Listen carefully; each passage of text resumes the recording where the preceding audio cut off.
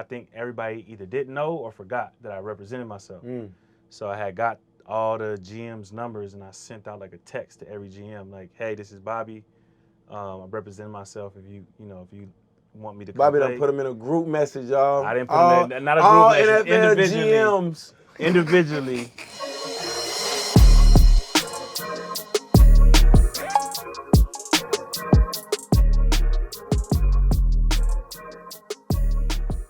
What up, everybody? Week 3 of Straight Off the Press with Jalen Ramsey and Uninterrupted. As y'all see, I'm here with my teammate, linebacker, future Hall of Famer, Pro Bowl, All-Pro, all that. Y'all know, Bobby Wagner. I got my dog Bobby in the building. Come on, man. Y'all know. So we doing it a little different. I'm still coming to y'all straight off the press, straight off the field, you know what I mean? But it's just a little different this time. Right, I ain't in the plane. suite. We had to get in the plane. We had to come back. We had our first away game, so we had to come back to the city. We just got our first division win against the Arizona Cardinals, so that's a big win for us. Bobby, how you feel? I know this was you've been in the division your whole career. This is your first one with us, though. Yep. How you feel out there today? I felt good, man. I felt like to hold a team like that to no points is big time. But I'm also like excited because I feel like we still ain't played our best ball yet. And so it's like if we can just keep clicking and doing what we did today, like we can really take it far. That's for sure.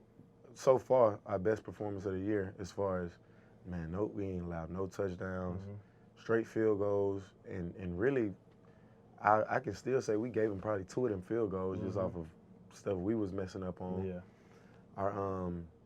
And that's going to be key for us. Like you said, we ain't even played our best ball yet, so we just going to keep rolling from here. Yeah, we could have got some turnovers that helped them out. Yeah. We definitely, this was our first game without turnovers, huh? Yeah, so that's why I said, like, I still feel like we could do a lot of things to improve and help the team out for sure. I felt like you out there a couple times today. I had a couple big hits. And then you did that third down. Come on. Yeah. Come on. TFL. Come on. Swag. And then the Rams tweeted it up, heavy hitters, it was me and you. Yeah, swag. Come on. Get in the weight room. Come on. I couldn't even imagine, I know for me, like, looking at you when I was in college, looking at y'all's defense, like, dog, I couldn't imagine in no way in hell that Bobby Wagner would not finish his career as a Seattle Seahawk. Like, how did we get to this point where you an LA Ram?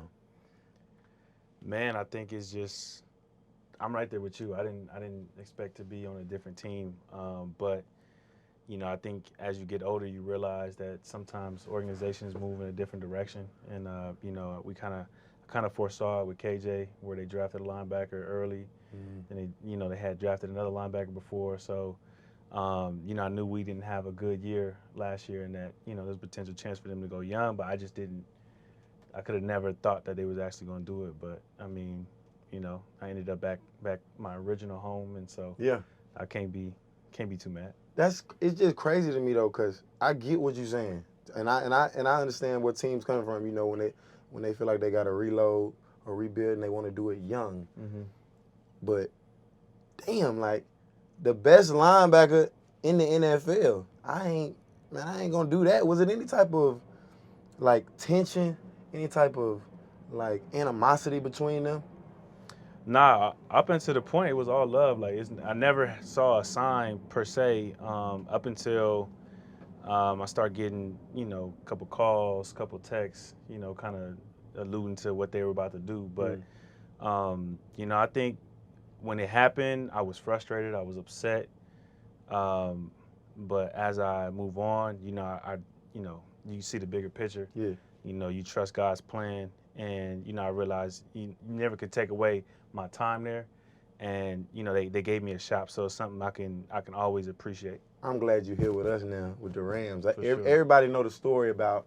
Les Snead done told the story 1,000 times of how they second guess the draft decision and then draft you and let you slip to Seattle, and then you've been giving them hell all your career. Now, this time, as soon as that happened with Seattle, did you know immediately I want to go back home?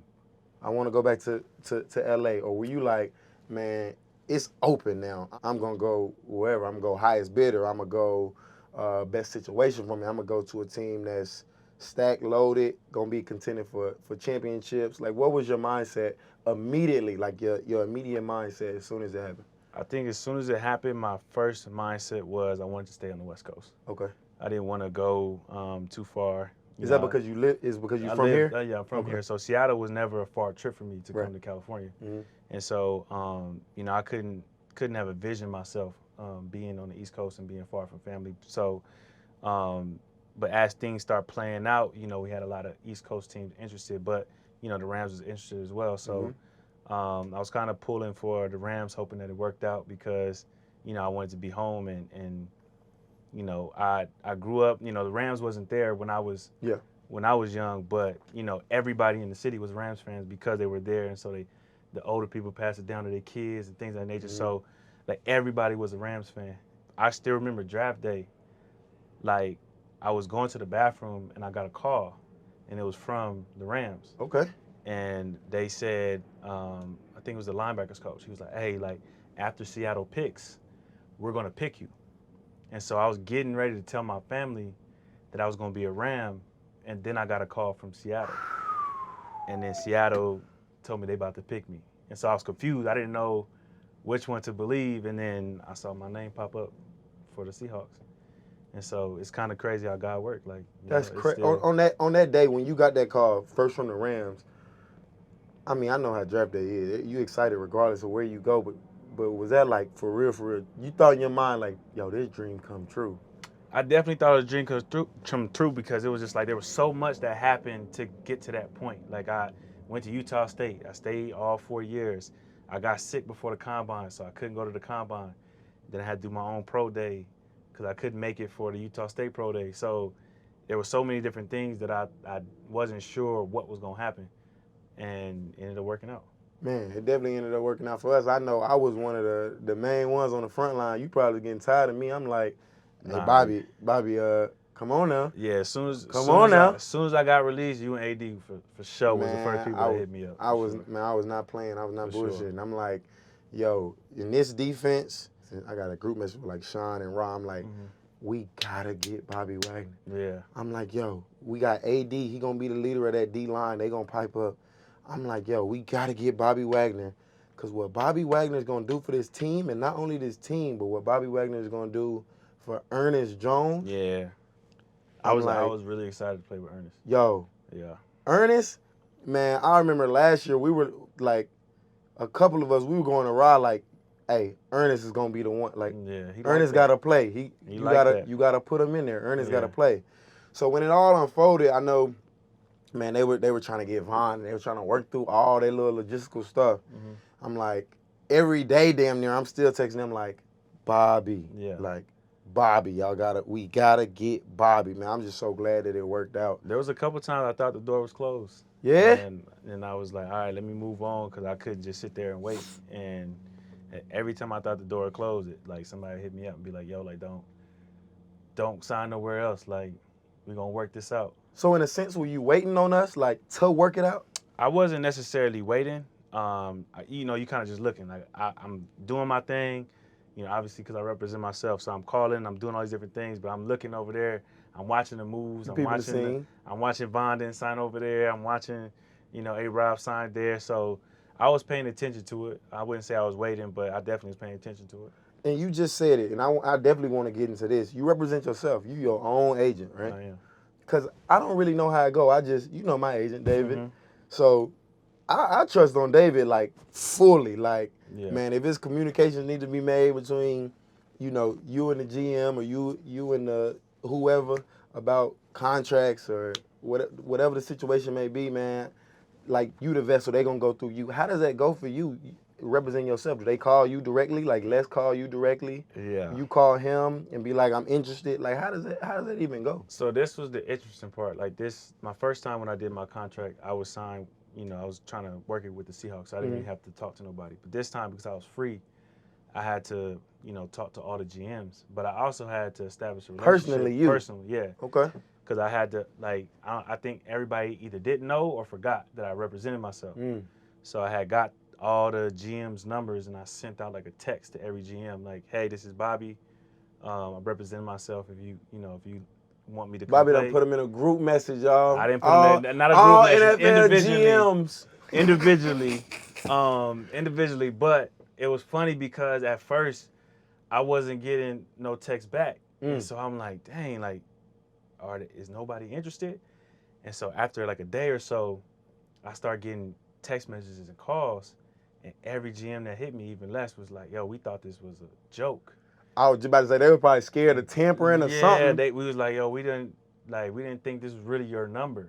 And I Mm. was like, yeah, this is me texting you. Like, I had to get on the phone with a couple of them, like, yo, like, yeah, this is It's me. Bobby, Like, for real. yeah. So the process was dope, man. I got a chance to have a conversation with a lot of GMs, you know, some which I keep in touch with and just like want to build a rapport because I look forward to like whenever I'm done, you know, I want to be, you know, my goal is to like be a president of a team or own a team. And so being able to have those relationships is pretty dope. Nah, that's crazy. And let's go back first. Did you text all 32 teams, GMs, or you were very selective? Like, okay, I know you said you wanted to stay on the West Coast, so probably all the West Coast teams. I definitely in essence.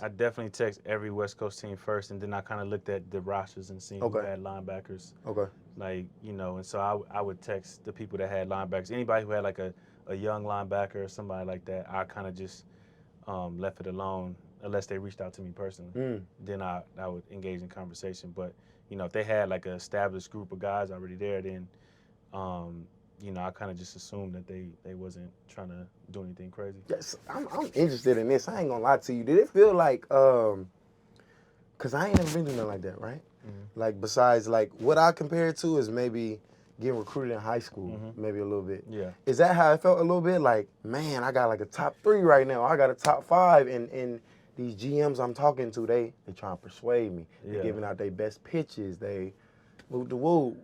I wouldn't say it was like that because I had to separate like the player and the agent. Like I had to like do work. I had to be strategic, but then I also had to be like the player who like trying to hold his excitement. So when LA called, got to hold my excitement. I got to focus on the work. You know, when the Ravens called, I had to, you know, hold my excitement. You know, who don't want to play with where Ray Lewis was at? You know what I'm saying? And so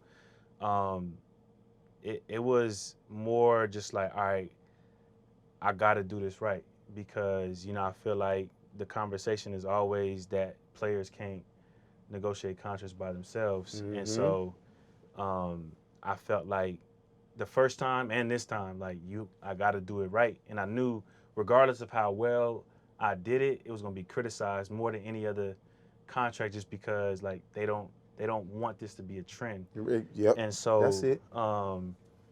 So yeah, so as soon as I got it done, I was ready for anybody who's ready to attack it. And that's the whole thing. I love Whether it. you Ready whether you for love all the the smoke. You know what I mean? Whether you love the contract or don't, like I'm able to have a conversation on what's in my contract because I put it there.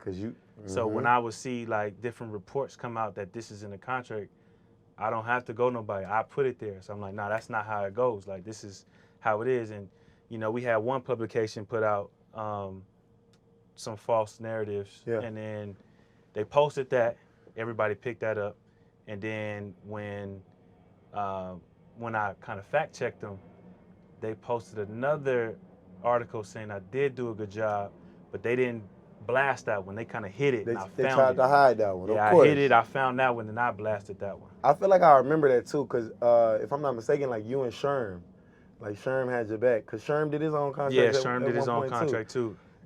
That's the crazy part. Like even like people talk trash about Sherm's contract, but if you look at the way Sherm structured his contract and looked at the way that everybody that signed with the 49ers that year, all the contracts are very similar. And so, again, it's just like the whole narrative that, you know, they want to stop this from being a trend. But I just think that, you know, why we can't all eat. Like agents, I think, like, you know, I think there's some great agents out there. And then there's some players that's able to do it themselves. And so why we can't just coexist?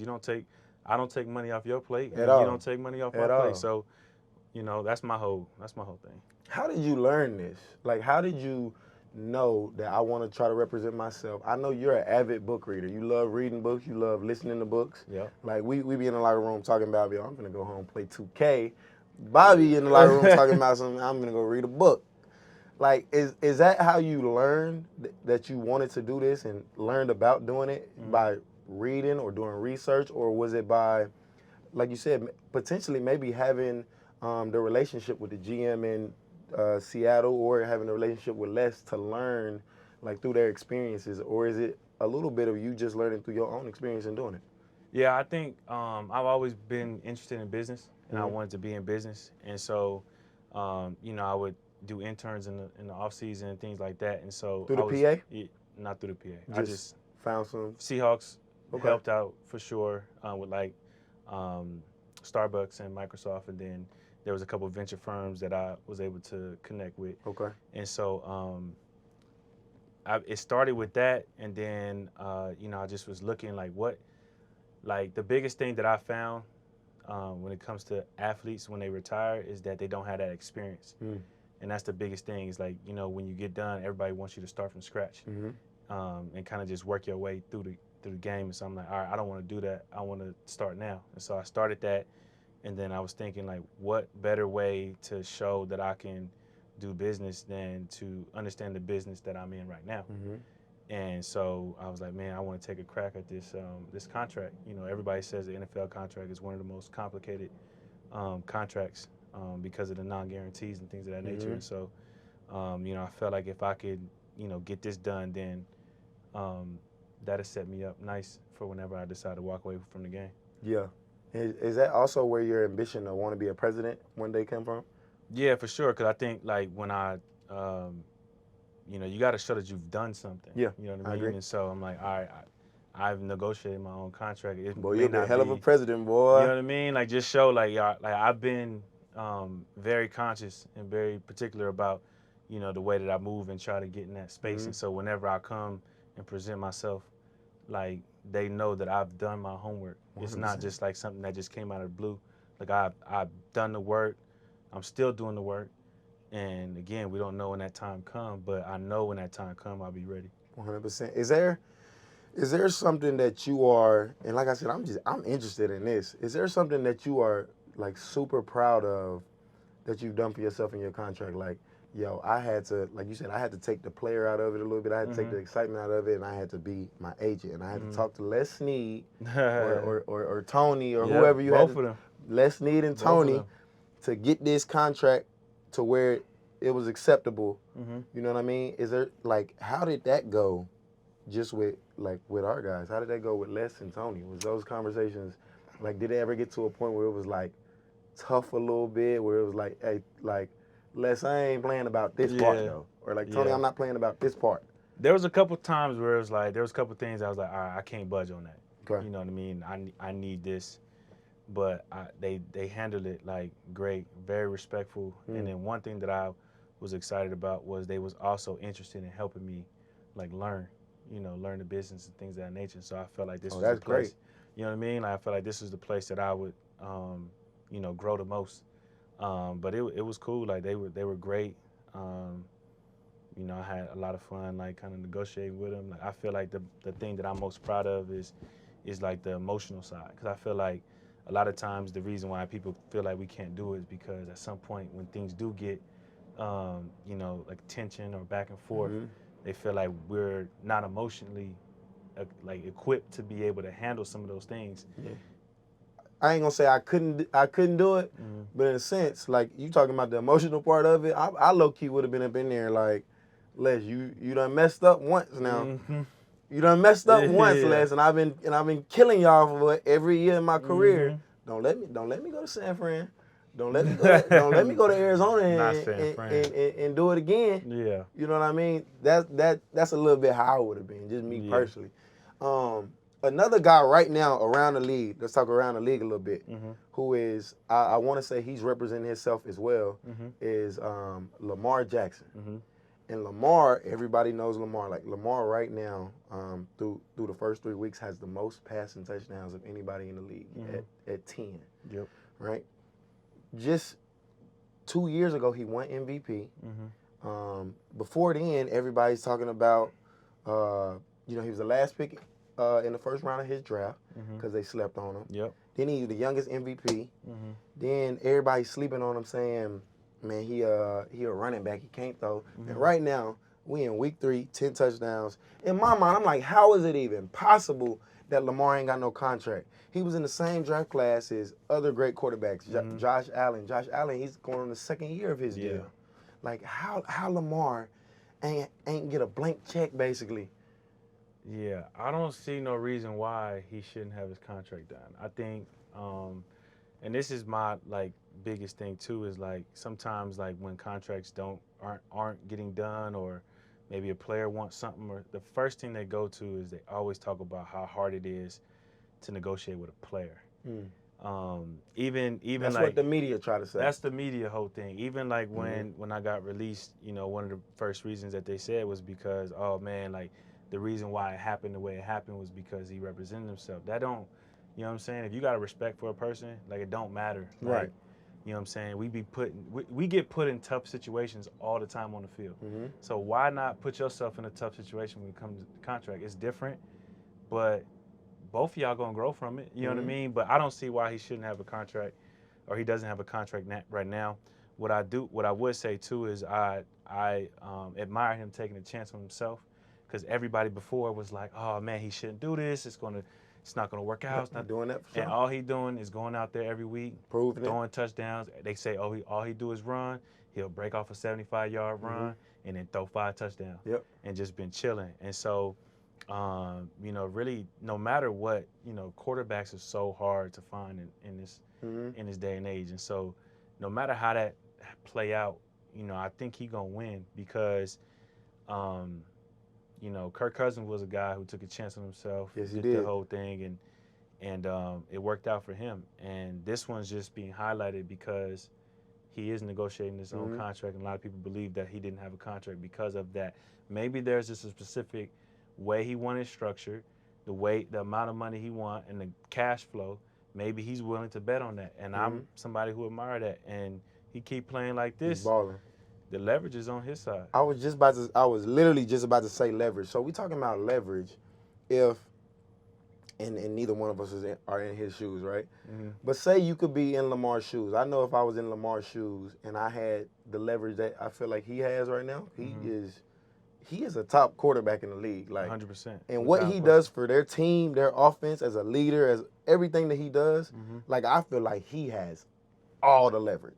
Like it ain't gonna be running the same without Lamar, right? If I was Lamar, in essence, I would call their bluff a little bit. I would like, yo, look, I ain't without no new contract, without y'all showing me that y'all value me, man, I'm not gonna play, man. He get dinged up I'm not finna play through these injuries like I would. I'm not finna be going out here sacrificing my body, and y'all are in essence, I'm not saying this is what they're doing, but y'all are disrespecting me by not giving me what I deserve. Like, how would you handle that if you in a situation where, like, man, you got the leverage and they still ain't respecting it, they ain't getting it done? I think you handle it exactly how he's handled it, in my opinion. You go out there and just play games, just prove them wrong. Each and every week. Each and every week, you prove him wrong.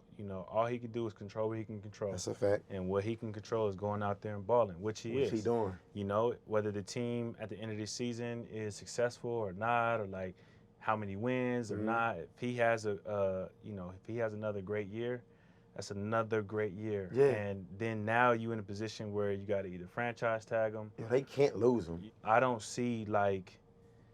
There's no way he them can't just win. walking away, like that's they need him. That's the Ravens quarterback. Yeah. I don't see nobody else coming in, and you have to change everything up. And so, I'm praying for him. I know it's gonna work out. I know he's gonna do a great job, and I hope that the people that see him be inspired by, being able to understand that that's an option. Which that's really all you want it to be. It's not about taking over an industry. It's just showing.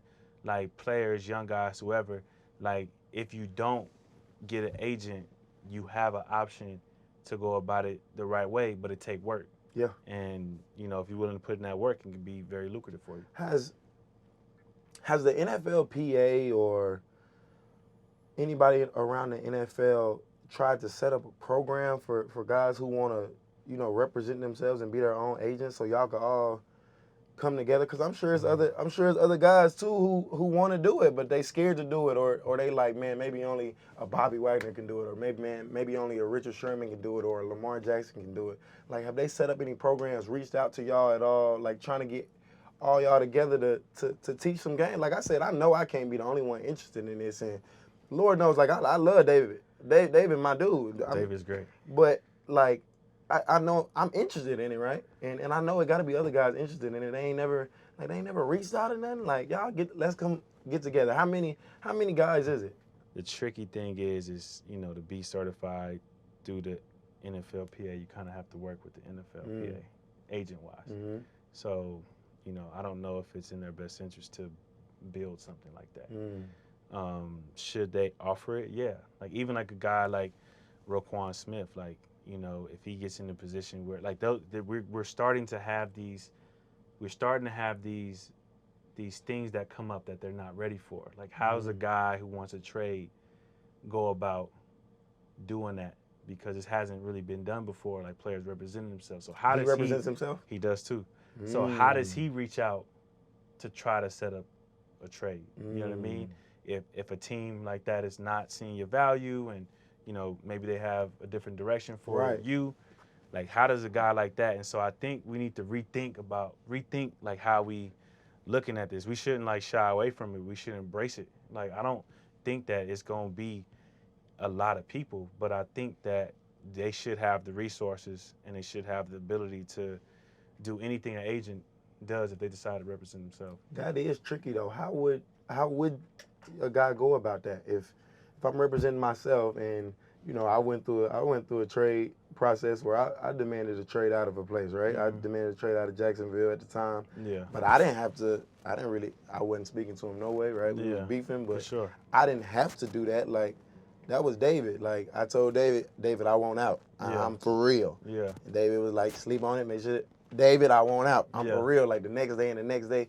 And David like, okay. David had those conversations, and then it got sparked off, and then it went to the media, and then it unfolded how it did. But yeah, I don't know how it would have really unfolded if I was representing myself. How I even would have went about that. How would you go about that? It would have to be the same way. You have to let every GM know that you represent yourself, because I think not everybody knows that he represents himself, and I think he needs to be able to reach out to teams. I think that's the whole thing with an agent. The agents and GMs, they have these relationships, and so they have these conversations that would be considered tampering, but you would never know because it's just them talking. They have that relationship. It's not. They don't bring it to the team until it's pretty much set in stone. You know what I mean? And so, I think there was a situation where, he might have had somebody calling on his behalf, and the league try to stop all that instead of figuring out a way to help him, in a situation he's clearly not happy. Right. Do you think that the league is?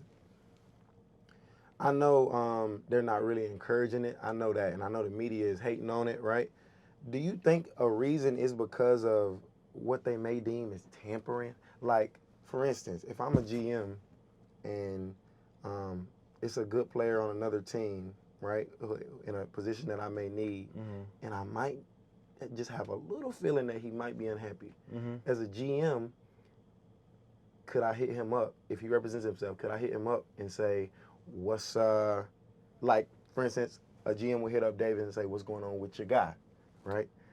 Could GM hit you up and be like, so what's going on with you? And hey, Bobby, I'm texting as the GM of Uru, what's going on with you? Bobby, the agent. I think if a player decides to represent himself, I think he should be able to do anything an agent does. And so that's like my take on it. In that situation, like, that'll get a little tricky because if it's like say I'm week 8 in the season and GM, or like right before the trade deadline and the GM reached out to me, like, that probably get a little tricky. But that's all things we can work through, things that we could talk about. And then again, like, it's not that many people. We talk about less than 1% maybe that represent themselves. And again, like, we don't, like, I think the whole point is don't lose focus. Like, this is just an option. So let's build the resources for the few that want this option. Man, I love instead that. of instead I of like agree, go away with 100%. it. You know what I mean? I agree 100%, man. I admire that, bro. I ain't gonna lie to you. I admire that. That's major. Yeah. Man, I love the after the football, like Mm-hmm. especially when you have great players who are great in the game and great for the game, right? As you are, will be a Hall of Famer, but your ambition after the game, wanting to be a president of an NFL team, like wanting to be a president of an NFL team, what does that really mean? Like, how would you envision, whatever team it is, your team looking like? I understand football and I understand culture. Right. And so for me, like I would start with building the culture. I had to figure out what's the culture going to be like, because there's been so many teams that had like great players, but the culture wasn't right, and they weren't able to succeed. And there's been teams where, you look at them and they're like, nah, they're not that talented, but the culture is so amazing that they exceed expectations. And so for me, I would definitely start with the culture, and then get some good people, get some good players, some hungry players. Even like when I think about us, like that 2012, 13, 14 Seahawks, like all of us was hungry in our own way. Like even though Earl got drafted, I believe, first round, he was hungry because there was a couple safeties that got picked before him. I was hungry because you know what I'm saying? Like I was hungry because like I felt like I could have went higher, and I felt like a lot of people were sleeping on me because I went to a small school. Sherm, everybody know his story. Cam, everybody know his story. KJ, the list goes on. And so we all was hungry for different reasons, and we all came together and took our hunger and put our energy and our focus on one goal.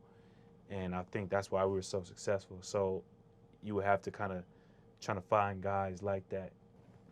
Bet. So you more of a, when you thinking about building your team, because look, like you read books, I told you I do play the game. I play 2K, Madden, I'm on all that, right?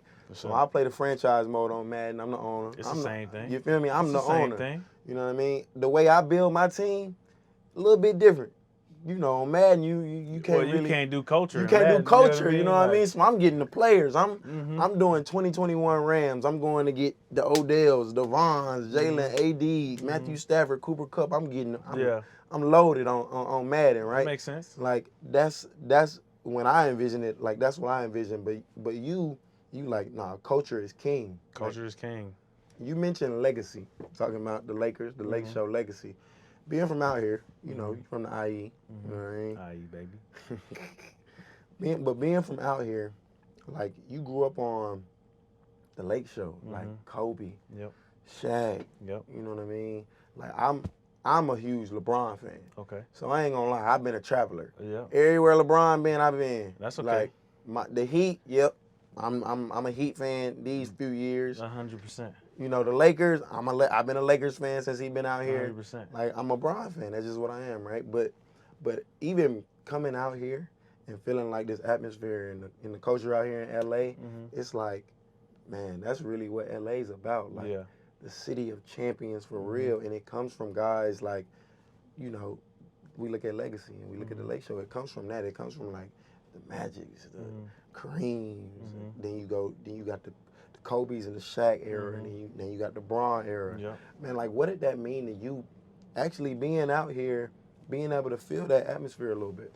I think it was dope. Like, Kobe is, like, one of my favorite players of all time. When we all see you had the Kobe pads. I did. That was dope. I appreciate that. That was dope. Yeah, like, he was the first person that I saw from start to finish. LeBron would probably be the second person. I didn't see Jordan from start to finish. I saw Kobe from start to finish, and I saw LeBron from start to finish. But Kobe was one that you saw he had a confidence in himself. He had a belief in himself. And, we saw the growth from, he wasn't the number one guy when he first got into the league. He wasn't making the shots like he was making towards the end of, his career. Like, we saw he had to put the work in. And he put it in. And he put the work in. And every single time I've come across people who know him, that's the first thing they talk about is his work ethic. So that inspired me to work hard. And then, the beautiful thing was the transition. Like, you know, when I looked at him from afar, and I think when a lot of people looked at him from afar, they thought he was so focused on basketball that he was going to be kind of like Jordan, where, you know, he going to come back a couple times and then go away from the game. Yeah. But when he left and, you know, won an Oscar. Step right into a new, you know what I mean? new Like, life, yes. won an Oscar and you know, had some great venture deals that he didn't, unfortunately, be able to get to see the benefits of that. And so when you heard about it and you're like, man, like, how did he win an Oscar? How did he do all these different things? And what you found out was, as he only let us see the focus on basketball, but he was also doing other things. Like, he was teaching himself the piano on road games. He was, you know, reading. He was writing on planes and things of that nature. And like, for me, that was another inspiring thing to be like, all right, I need to, you know, focus on, you know, something other than, you know, football, because I think that's what, you know, gets, you know, us as players in trouble sometimes, because we focus so much on one thing, and when they take it away from us, because at some point it's going to take it away from us, we lose ourselves for a minute because we didn't find that other thing. And so that was my thing, was I although I'm 100% in football, I do need to find that other thing, because, you know, you got to make sure your sanity is straight whenever you walk away from the game. 100%. And this is what people don't understand. Like, and actually I love this, because that's what Uninterrupted is about, being more than an athlete. It's giving us the platform to be able to speak about things like this. Like, people don't understand. We can be 100% football when we playing football, when we at the facility working out, when we watching film. But when we leave there, we still got a life. Yeah. We still got a life, and that's where people need to explore and try to do different things and figure out what else they like other than just football. Yeah. You know what I mean? And that goes for all athletes. And like you saying, you got to watch Kobe, and I'm a huge LeBron fan, so obviously I see likewise. I see what LeBron is able to do, and how he's LeBron taking. has been special, he's a man. businessman. LeBron has been special, man. Again, like, having a guy touch $1 billion while he's still playing, that gives so much hope for a lot of young people that is possible. You know, if you do it the right way. And he's touched everything from movies to venture deals to. He's another guy schools. You know what I mean? He's another guy that inspires me for sure. You know, even like something little.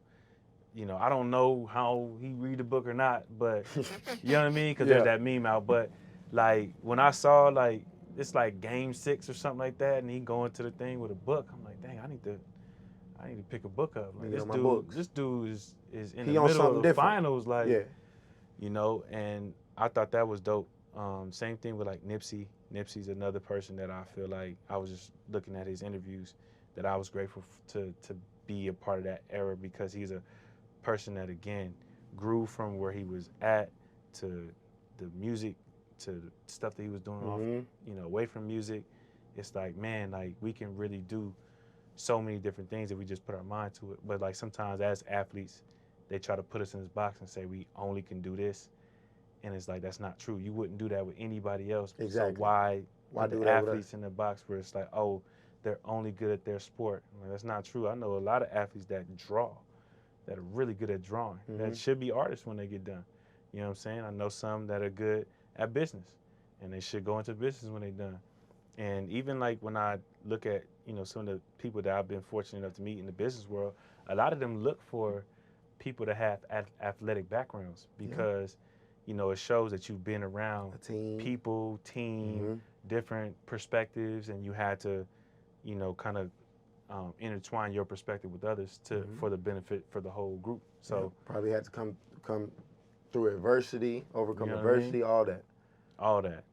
At some point, you got hurt. At some point, and that's a challenging thing. And, you know, that's a mentality that, you know, you could take into any field, to be honest. Man, that's good stuff, man. LA's had a lot of good influences out here, really. For sure. Like sports, music, for sure, everything. LA is the place of opportunity. Like, when I first got traded out here, people asked me how much I liked it and what I liked about it.